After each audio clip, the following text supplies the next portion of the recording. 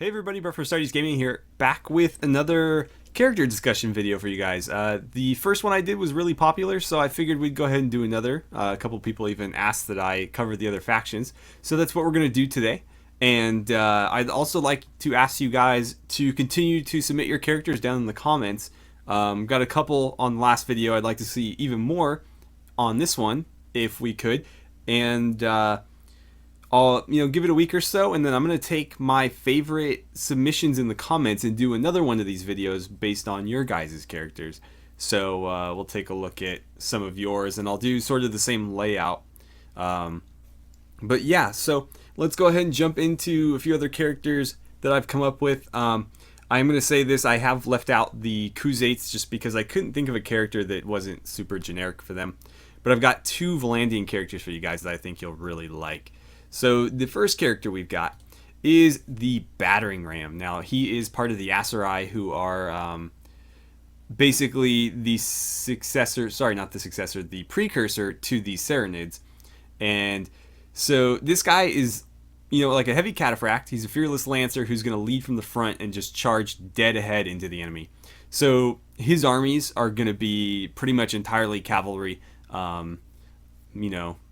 cataphracts, or even just like light lancers. He's got a big lance, some javelins, possibly either a spear or a sword as like a backup weapon. And again, he's very fast and hard hitting. So this guy, right when that battle starts, he's going straight ahead. He's not setting up formations. He's just going. So I think this character would be a lot of fun to play. It might be more difficult depending on the situation. Obviously, in a siege situation, his armies and this particular type of character wouldn't be the most ideal, but I still think it would be a lot of fun.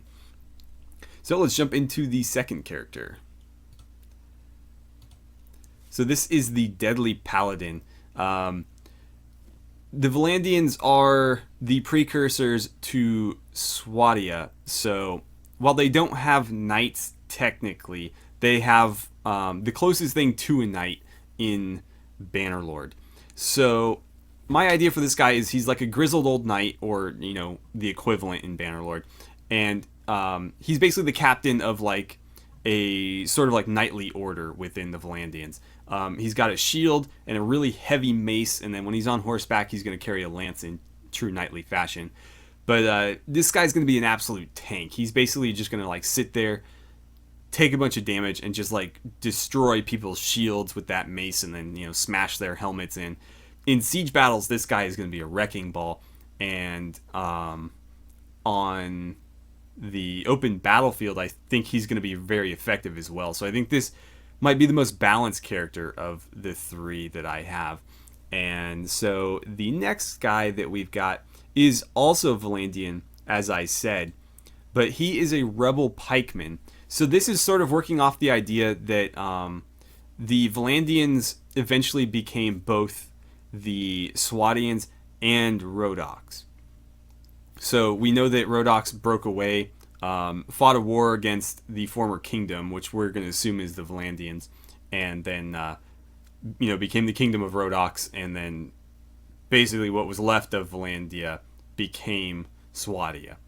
So this guy was a former foot soldier for the Valandians, who was part of I don't know what it would necessarily be called in Bannerlord, but like the Rhodoks like sub culture within that kingdom.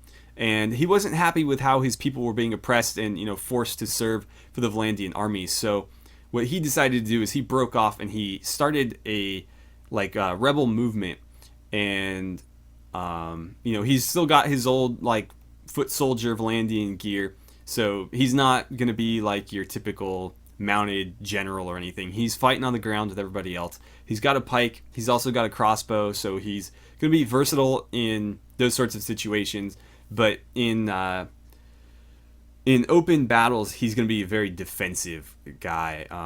His armies too, they're going to want to sit back, let the cavalry charge them with their pikes ready to go. And during sieges, obviously, they're going to really rely on those crossbows. I don't know what kind of shields we're going to have in Bannerlord. I don't know if they're going to have like the Pavese shields or whatever you prefer to call them, but we will probably see some sort of large shield, and so he may carry one of those as well. Certainly, anybody that he's bringing along will probably be outfitted sort of like that. Assuming there's a unit like that in the game, I'm not necessarily going to be like modding these in, although it might be fun for a playthrough to do that. But we'll see how modding single units like that in Bannerlord works before I get any super complicated ideas like that. But this is another one of the foot soldiers that I don't typically play. The other one from the previous video being the Battanian Ranger. So again, we're getting off the horse for a little bit here. This is going to be a little bit more, again, defensive and probably better suited in open fields where the Battanian Ranger was like a forest ambusher type guy. He can't really just hop out in an open field and hold it down. They're a much more fluid army, better at hit and run tactics, where this army is going to rely a lot more on large formations of pikes to hold off cavalry, and so on and so forth. So hopefully you guys like those characters. Again, for the Khuzaits, I wasn't really sure. They're sort of like the Mongol looking faction, and basically horse archers. That was the first thing that came to my mind. I couldn't really think of anything else other than maybe like a lancer who relies less on the bow, but then that's really similar to my Aserai character. So maybe you guys can come up with a better one for that faction than I could. I'm curious to see what all of your characters are. And again, whichever ones I like the most, I'm going to do a video on, and I'll include a couple of yours. So thank you guys so much for watching. I hope you enjoyed this video as much as you enjoyed the last one.